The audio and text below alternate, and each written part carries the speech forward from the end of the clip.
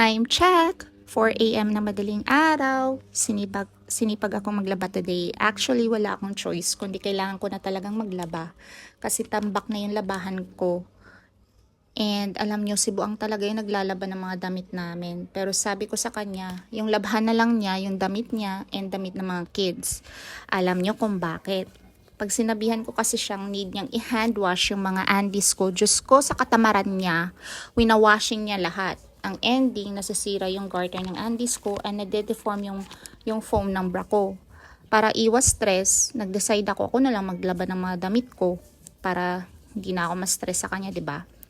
And nakaka-stress pa pag siya yung naglalaba. Diyos ko, maghahagilap ka pa kung saan niya nilalagay yung mga damit mo. Kaya 'di ba ang galing? Kaya 'yun. Mas kinakapagod, ako na lang maglalaba ng damit ko. Iwas stress pa, 'di ba? Kaya